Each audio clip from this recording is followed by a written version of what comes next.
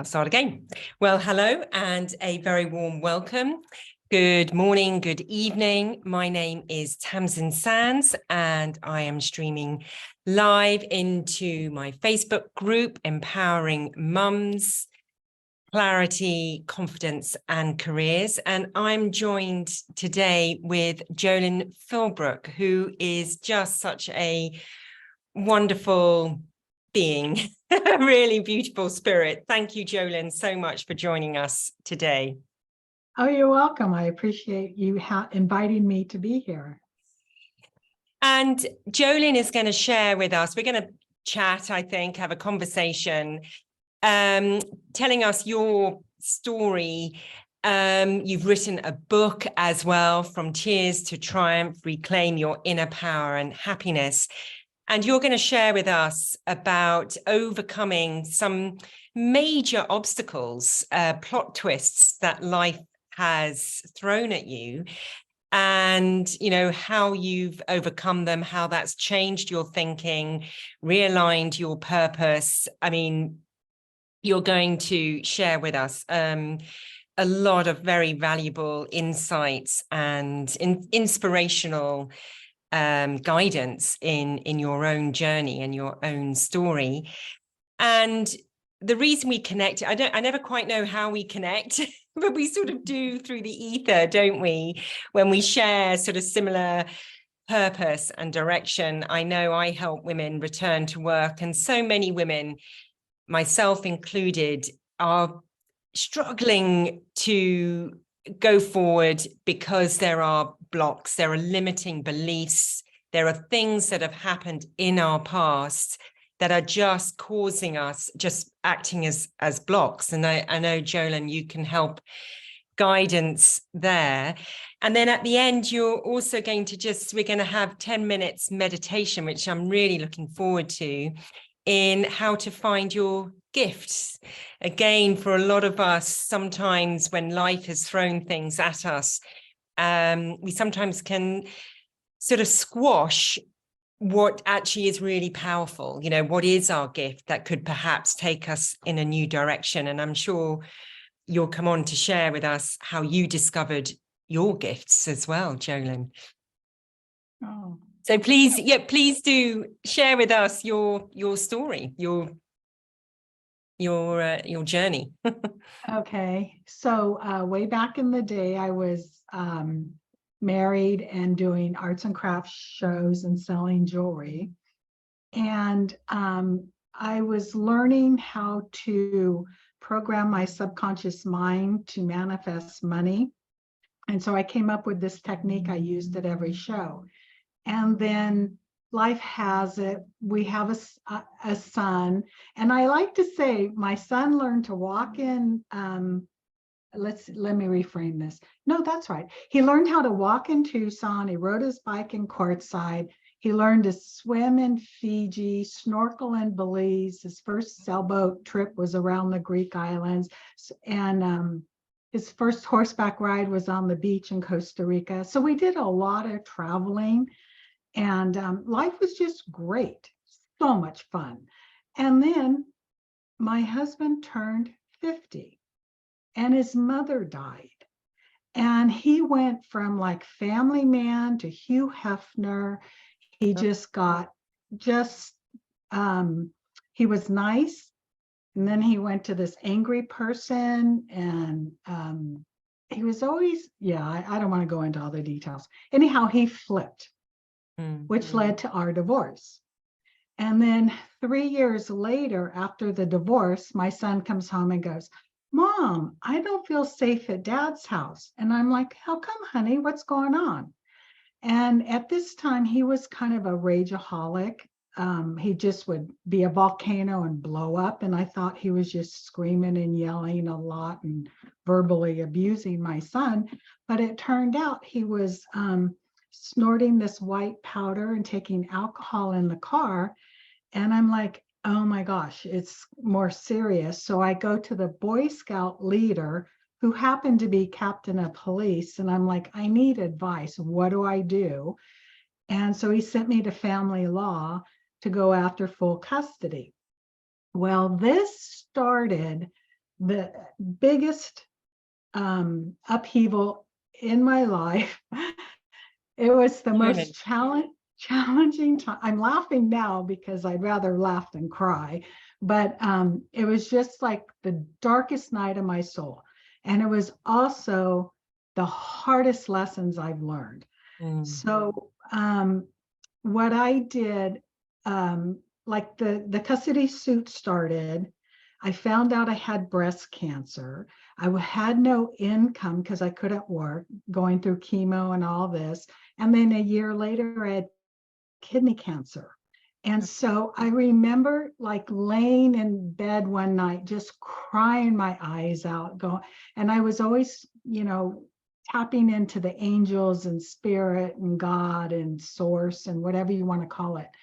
And I was always asking for help. And the most amazing thing happened is I had to make a decision right then that night. It was just like I got this intuitive hit, stop crying. And I'm like, oh, okay. So if I'm not going to cry, what am I going to do? And it was about changing my attitude, my feelings. And I said, I want to be happy, because I did not know I was depressed. I was in grief. I was so in rock bottom, just not in a good space. It's so hard. Yeah, it's so hard to hear you actually explain in such detail. I mean, my goodness, Jolen, I mean, really hard to process. And had you done any work on personal development, or had you sort of been following any sort of concepts at all, or did this change in thinking, it did just come to you? It just sort of came to you in that moment? Well, the first time I learned like law of attraction kind of idea, I was about 16 and I wanted a bathing suit. So I put a picture on the wall in my bedroom and I kept saying, that is my bathing suit. And I actually manifested that exact bathing suit. But I knew when I manifested that there was something missing. I couldn't remember, or I couldn't tie in how I did it. But as the years went on, I figured out what I was missing. So back to the cancer story, being happy, the only thing I could think of was to find a picture, which goes back to the bathing suit story, so they tie together. Find a picture of a woman smiling, happy. And I found a brunette with pearls and she had a pink blouse on. And I put her in a picture frame. I put her on my kitchen island. And every time I walked by her, which, you know how many times you were in the kitchen a day? I had no idea. But every time I looked at her, I go, that's the new me. I'm happy. And then I put affirmations all over my kitchen, inside the cabinet, outside the cabinet. My friends would come over. The first half hour, they'd walk around my kitchen and read everything I wrote. And then they'd sit down and talk to me. It was like amazing. So I'll show you this one. So I find pictures like this. This one I'm working on exercising, right? Because I don't really want to exercise, so I'm motivating myself to exercise. But see the woman, look how happy she is. And doesn't she feel good? And I put the word feel good. I'm strengthening and toning. So I am still using this technique today of programming visually. And then I walk by, it's on my kitchen cabinet door, and I go, wow, that's the new me. I like exercising. So I start changing the inside by putting up physical things like, this to remind myself, because if I didn't have a visual, I would forget what I was working on. Yeah, absolutely. I mean, I do think I'm with you. The power of visualization is incredible. And when I look back at my life, even though it's only sort of relatively recently I've been studying the laws of attraction and developing my own personal development, but I've always lived my life in that sync. And certainly, as I say, when I look back, I did clearly visualize where I was going. I was going to school, I was going to university, I was going to work in London. And I remember distinctly visualizing going click-clacking through a modern office in London. And I ended up working in St. Paul's, in beautiful office. So it really is very, very powerful. Absolutely. And for me, what happened when I wanted to return to work, I suddenly had no vision. I couldn't really see what the future, I just, people kept saying, where do you see yourself in 10 years time? And I just couldn't really visualize it. It was like the book there was no chapter for this phase of my life, Yeah. Well, and sometimes 10 years out is too hard to figure out. It's like, pick a year. I agree. Where would you like to be a year from now or 6 months from now? And that's easier.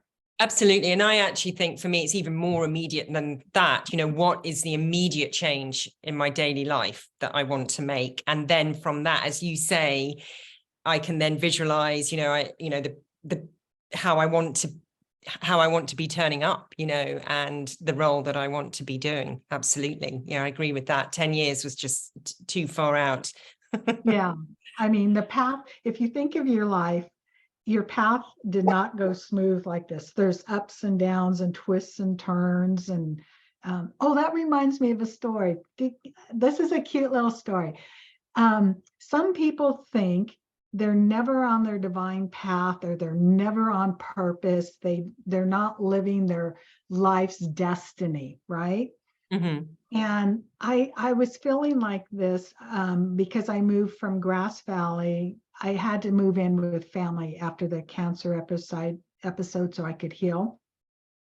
And I'm in the San Francisco Bay Area, and I'm going to a networking event. And I come to a stop sign, and I don't really know which way to go. And yet Google's saying turn left. And my intuition's like, I don't want to. I want to go over the hill and see what's over the hill.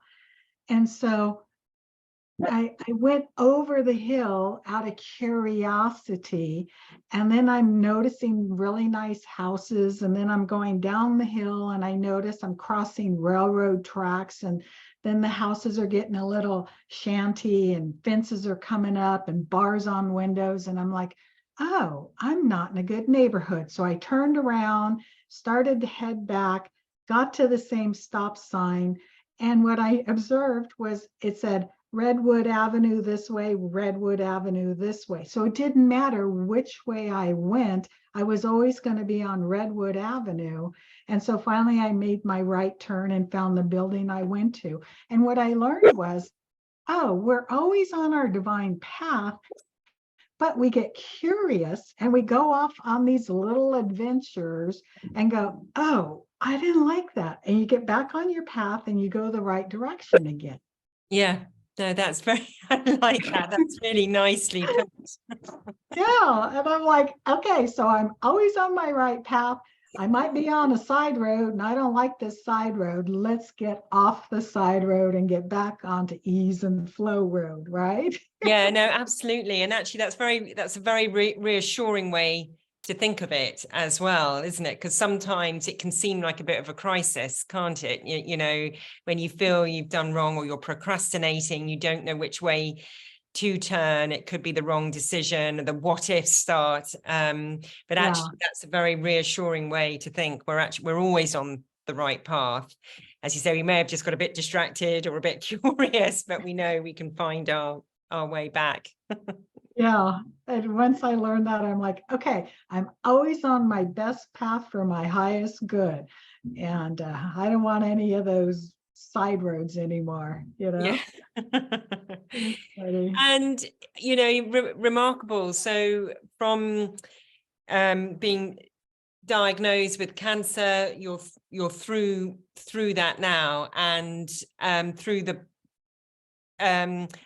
helped or guided with this positive mindset, positive approach to life and decision making? Well, after my divorce, I went in started studying metaphysics and spirituality, and I took a course on how to develop your intuition. And so I just started practicing using these tools that I was given. And I don't know if anybody in the audience has been on chemo, but chemo just teaches you how to focus on everything wrong, but magnified. And so I started studying the mind. Like, why is my mind thinking like this all the time? I got to get out of this funk. And what I learned is our brain, like 95% of your brain, picks up all the negativity. That's why you can remember, oh, Sally Sue hurt my feelings and did this, that, and the other. But do you remember the good times you had with Sally Sue? No. You remember all this negative stuff. And it's because your brain is wired to know the negative to keep you safe. Mm-hmm. So once I learned this, I'm like, okay. And it's funny, I pulled this out today, but this is another thing I do. Mm-hmm. Yeah. There we go. Yeah. So I make little cards like this. So when the negativity starts, I'm like, yep, wait a minute, push it aside, go to the positive, interrupt the chatter, the mindset, and move into something positive. And then it's like, okay, I'm going down the wrong road. What do I want? How do I want to feel? Let's shift it and move down this road. Mm-hmm. So it is there is a high intention there, isn't there? And there is a commitment to actually, or belief, would you say, belief in the process, belief in that you can reprogram the autopilot, the counter intuition that you're hearing, because that's essentially what it is, isn't it? It's not true thought, is it? It's a word virus, as you say, going round your brain, that's been developed over time to keep you safe, but actually it's not helping you. I mean, think how we would all be if your brain is actually supporting you in a new endeavor, or when you feel a bit, when you feel a little bit overwhelmed, actually your brain is actually supporting you rather than feeding you all this negative chit chat. Yeah. So you would say you need a high intention or commitment. You need to commit to the process. Yeah, and it starts with paying attention.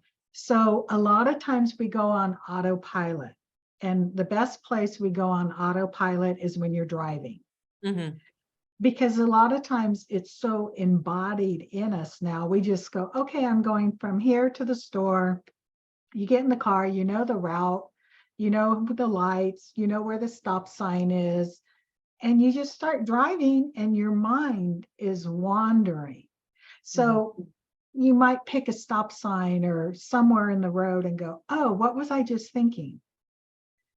And if you can't remember what you were just thinking, what am I feeling? Mm-hmm. Because your feelings, if you can't remember or know what you're thinking, your feelings tell you what you were thinking. Mm-hmm. So if you're feeling frustrated, angry, sad, you know the thoughts were negative. Mm-hmm. So you want to flip it to move into happiness, joy, peace, something to that effect. Mm-hmm. I think that is such a powerful piece of advice, actually, is, as you say, just being aware and identifying it. So if you are spending your day in fear or in this negative fixed mindset, then it's hard to move out of that and to believe that the world is full of abundance and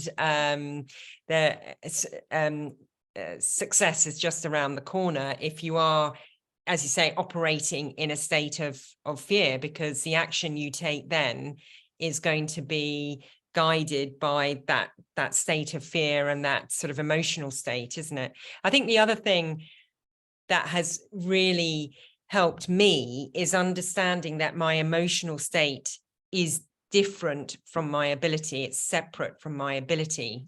For years, I would group the two together. So I would, when I felt that feeling of negativity or not feeling good enough, I would relate, well, that's reflected in my ability. You know, my ability obviously isn't good enough. And that's actually not the case. My ability is actually really good. You know, I can list off a series of things that have gone well, that I've been in control of and have run, but it's my emotional state that was feeding me all these negative thoughts. And actually, as you're explaining here, we can learn to control these and to control our emotions.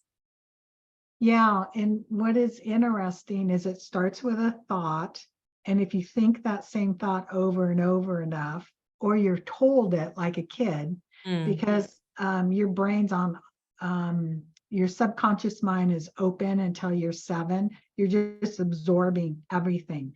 Then your conscious mind clicks in, and then you have reasoning. But you could be running this old tape, I'm not good enough, when you're doing your project, right?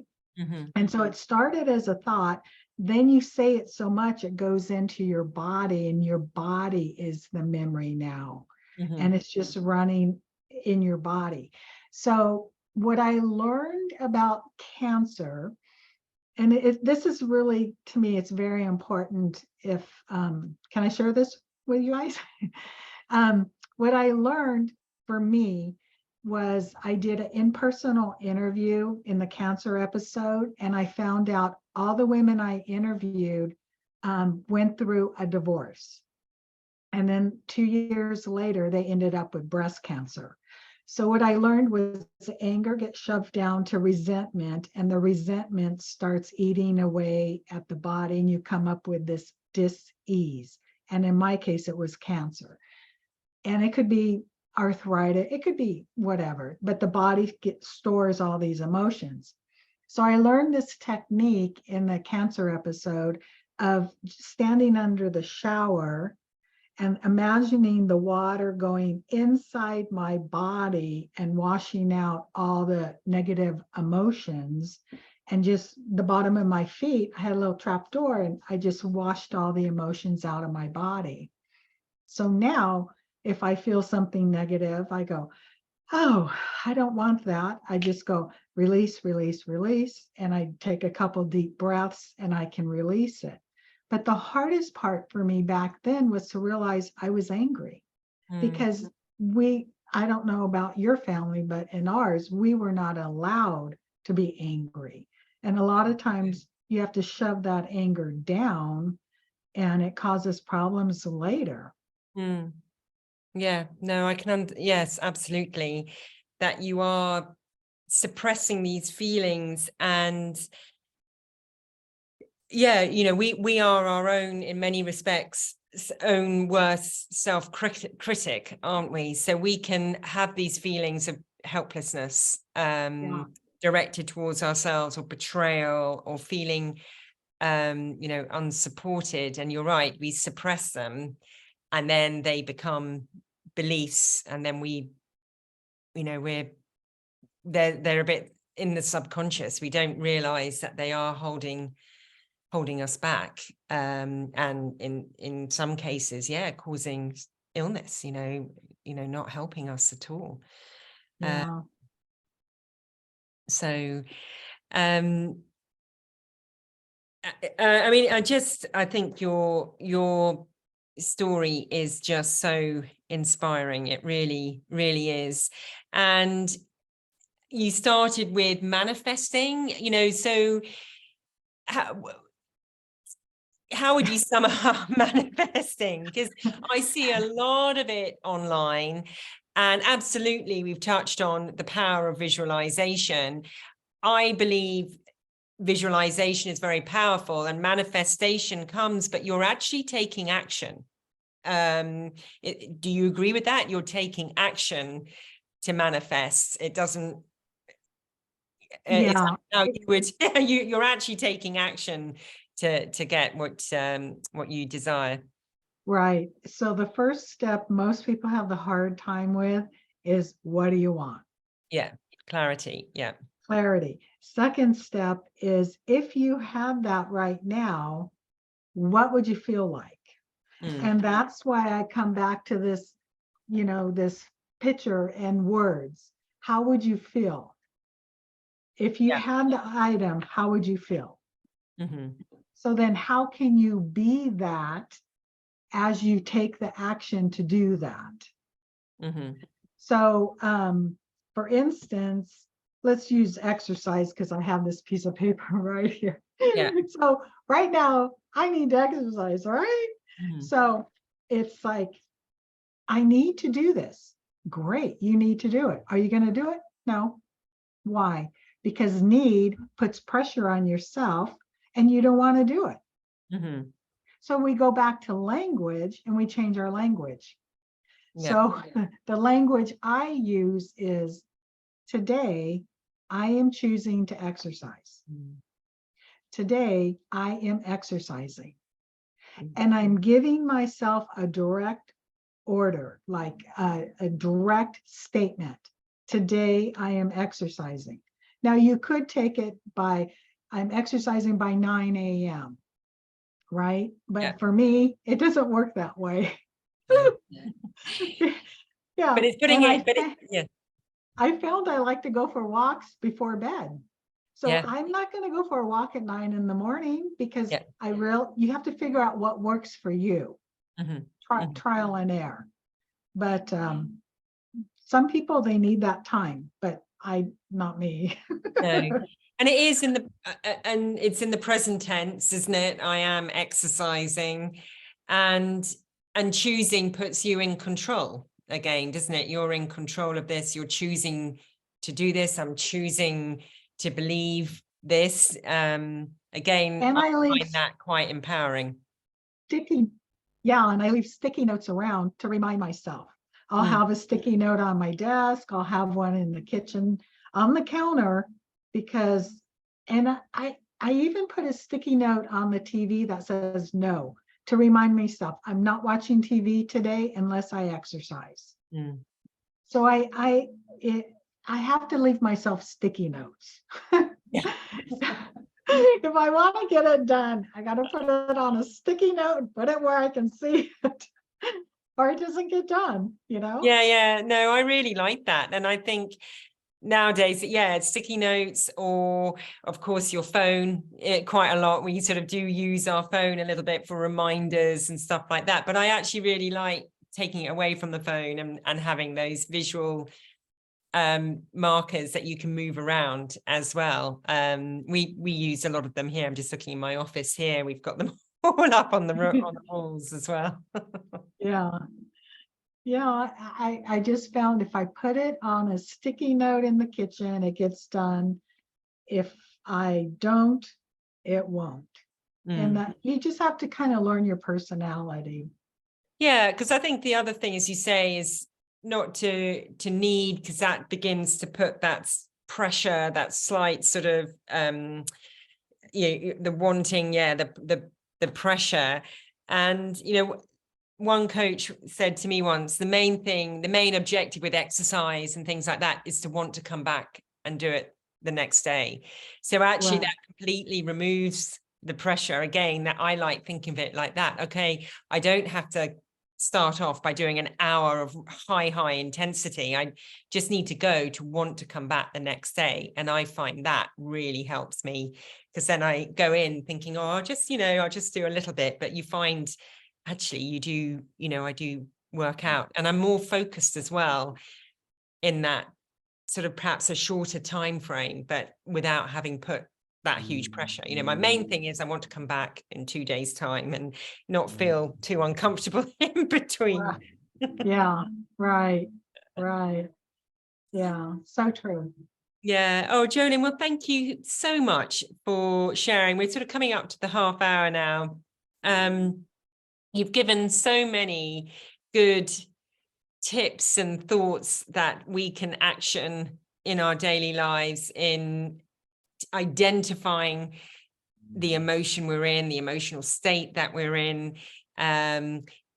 how to change the negative chatter, how to give ourselves reminders, a lot of things that we can just implement in the day. And as you said, that one of the key things, and I know it's something that I work with a lot with the mums that come to me is clarity, just knowing what it is you want. And it's actually, for some, that can actually be quite hard, because we get so bogged down in the logistics, in the how, rather than, well, how is it you actually just want to be feeling? What is the lifestyle that you actually want to create? Thinking a little bit bigger without limitations, because I know a lot of mums come to me really caught up in the minutiae of, I've got this skill. Do I need this skill? Can I go? And, they're just very confused, and it seems like a crisis. So very much, we do a lot of work around clarity in actually stepping back to really understand, what it is you want. Yeah, because there's so many choices. I mean, it's, we can do whatever we want. We have to make a decision. And sometimes that is the hardest thing to do, is make the decision. Yeah, absolutely. Yeah, Yeah. absolutely. Yeah. Well, thank you very much. And you were going to share with us a meditation. Yeah. Do you hear the blower in the background? My neighbor decided to start blowing. Can you hear it at all? I can hear a little bit, but it's not distorted. Okay. Okay, perfect. Okay, so if anybody is driving, you don't want to listen to this section while you're driving, and because it's like a meditation. We're going to close our eyes and just kind of relax and tap within. And then afterwards, you want to drink some water. And if something comes up for you, make a note of it, journal it, And it's maybe 5-6 minutes. I'm not really sure how long it will take. We'll just go with it. Okay, are you ready? I'm ready. We're ready. Okay. So settle into your chair and then take a deep breath and relax your body, and just actually allow your eyes to relax and close, and let all the tension drain from your body. There's nothing you have to do. Just take another deep breath and release all the areas of tension, and allow your arms to go limp and relax. And relax your legs, and your neck, and your back. And release all the muscles all the way down your head. Just feel your body naturally and effortlessly relaxing. With each breath you take, you become more and more relaxed. And then breathe again slowly. And just feel your body giving up all the tension as you become relaxed and calm and peaceful. And just feel a wave of relaxation flowing from the soles of your feet and your ankles and your lower legs and your hips and your pelvis area. And let your abdomen relax in your chest, and drop your shoulders and relax your neck and the top of your head. And just allow your entire body to fully relax. And what we're going to be doing is downloading some new beliefs to step into your passion, your purpose with confidence, value, self-worth. And all this is for your best and highest good. And these statements will go directly into your subconscious mind with ease and grace. And today you're creating a new positive reality for yourself, one that's full of confidence, value, worthiness, and deservingness. And just know you're at peace with yourself the world, and everyone in it. And each and every day, you're experiencing more and more positive results in your life as you're moving forward in life with your gifts on purpose. You're now self-reliant, self-confident, filled with determination to step confidently into your passion, sharing your gifts, and making more money than you've ever dreamed of. You see yourself thinking and feeling and talking confidently, and project an image of this self-confident person sharing their gifts, and feel this inner security that you have being this self-confident person. And imagine your self-esteem is increasing. You feel good about yourself. You know you have value and worth to share your gifts with ease and grace with others. And imagine that self-confident person doing their idea, talents, and gifts on purpose, living their purpose, living their passion. Feel this now within yourself. Feel your inner strength, your inner Wonder Woman, confident, strong, powerful, secure. Feel this empowerment building up inside of yourself. And feel this energy building higher and higher, deeper and deeper, as you increase the feeling of your inner confidence, knowing you are capable of achieving anything you put your mind to. You feel enthusiastic about your life, and you look forward to going out and sharing your gifts and talents with others. And imagine a new, happy, self-assured, confident, passionate self has just emerged. And imagine you have this confidence to step into your passion and your gifts. And you feel your value and worth as you turn your passion into a steady income. And you know how to live your day-to-day life, sharing your amazing gifts while bringing them out into the world. You already have the inner strength you need.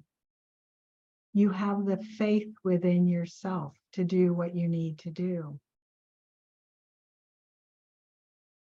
And step into this powerful self, this person you were meant to be. You are more than good enough. You are good enough, just as you are.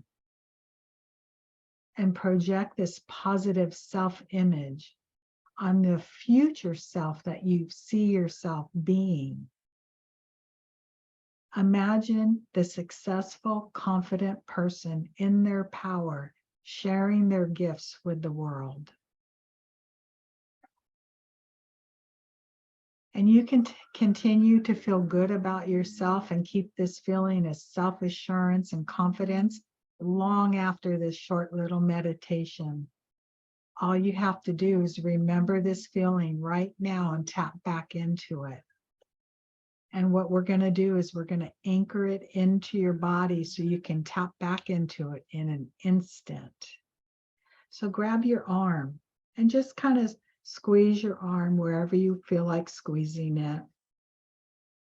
And repeat after me quietly. I am confident. I am powerful. I'm safe sharing my gifts with the world. I am talented. I love this new being that I am. And let your hand go and just feel the strength and confidence within yourself. And anytime you need to tap back into it, grab that same spot on your arm and just say, I'm confident. And it will bring you right back into this feeling anytime you need it. And feel all your strength and power. You are a confident, powerful woman.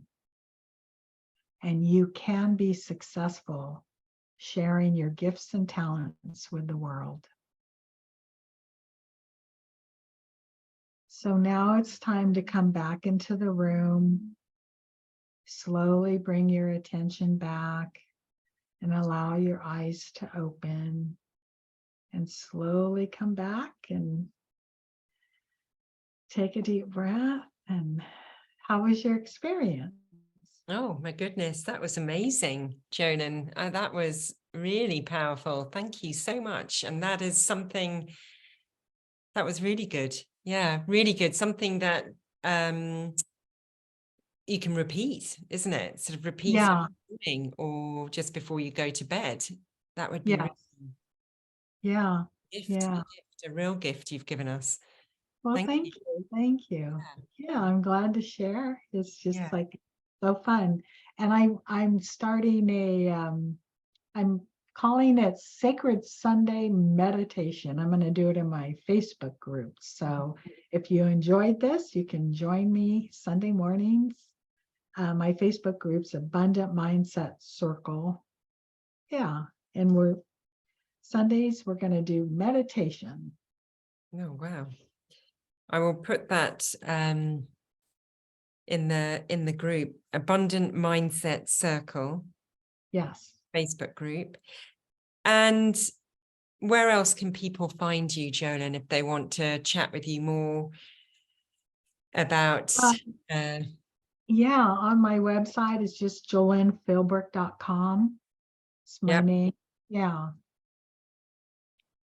Okay, so that we can find you there. I'm a bit sort of I feel after that just a little bit, I'm very calm. So thank you so much for coming into the group this morning, and as I say, sharing your story, being so generous with your tips as well, and giving us that really true gift of that meditation, which is very, very powerful.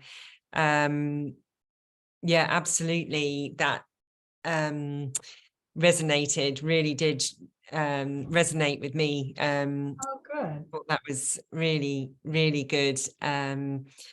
So thank you. That was a true gift. So thank you very much. If those Yeah, to you're connect with welcome. you, jolenphilbrook.com, and the Abundant Mindset Circle Facebook group, where there will be Sacred Sundays, more Sunday meditations. So you can find Jolen there.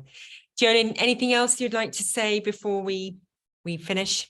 Well, I just really appreciate you letting me be here and share a great meditation and have a great conversation with you. And it's been fun. I've enjoyed myself. Thank you so much. It's been a lot of fun. So thank you so much, Jolen. I will end the stream now. But yeah, thank you, and enjoy the rest of your day and your weekend. Well, thanks. You too. Thank Bye. you. Bye.